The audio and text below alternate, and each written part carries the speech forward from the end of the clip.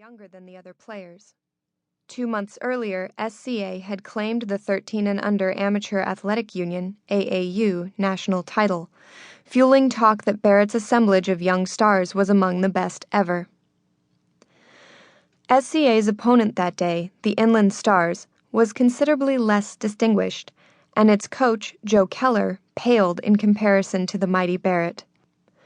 A full-time welder and a part-time coach, Keller was considerably better at the former than the latter. When he started coaching a few years earlier, he couldn't even demonstrate a proper defensive stance. In his first season, his team played an SCA squad and lost by almost 100. While Barrett was flush with Nike money, financial stability constantly eluded Keller. He had only recently moved out of an apartment he shared with his mother in Riverside and often asked people he'd just met, "Do you know any rich people who could sponsor my team?" Keller's squad in Riverside that Sunday was not without talent.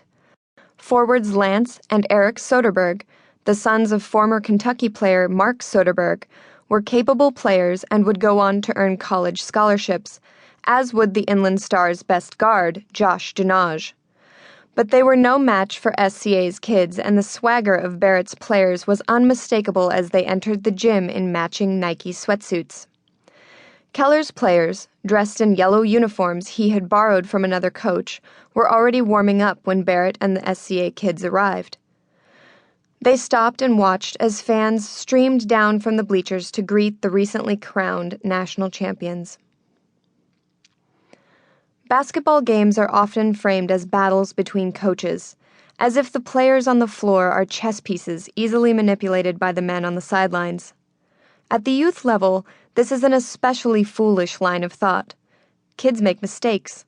They act unpredictably. Coaching them requires an understanding of their fallibility. The biggest influence Keller and Barrett would have on the outcome of the game would come long before it began, in the procurement of players. The coach who assembled the most talent would likely win. Barrett had few peers in that regard, least of all Keller. If a bookie had set odds on a game, SCA would have been favored by at least 20, and it wouldn't have surprised anyone if Barrett's collection of future NBA players whipped the Inland Stars by more than 50. But Keller would not have scheduled the game had he not believed in his team's chances. In the days before, he boldly predicted victory and became convinced that the game would be his defining moment as a coach. The reason for his optimism became apparent to the SCA players as they shed their sweatsuits and began their pre-game routine. Glancing toward the Inland Stars' end of the court, they saw the players that had long been part of Keller's team. But amid them was a boy they had never seen before. He was the tallest player in the gym, nearly 6'5" with impossibly long arms and a nimbleness unseen in a player so tall for his age. They watched as he executed a layup, jumping so high that it was clear he could dunk every time if he wanted.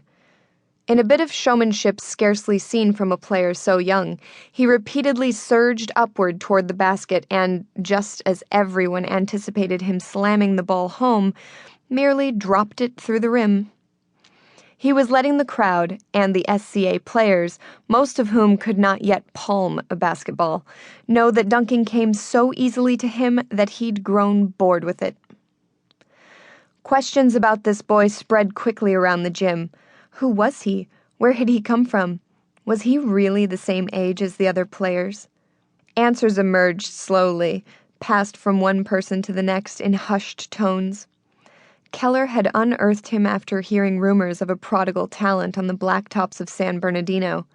He had never played for an AAU team before, and yes, he was only 13 years old. His mere presence infused the game with an unexpected gravity. A boy of that size and obvious ability gave Keller's squad a puncher's chance. For the first time anyone could remember, a local team posed a threat to Pat Barrett and his Southern California All-Stars. When the tall boy lined up against Sampson for the opening tip, the one advantage the Inland Stars had was obvious. Keller's center was several inches taller than Sampson, and his arms seemed twice as long.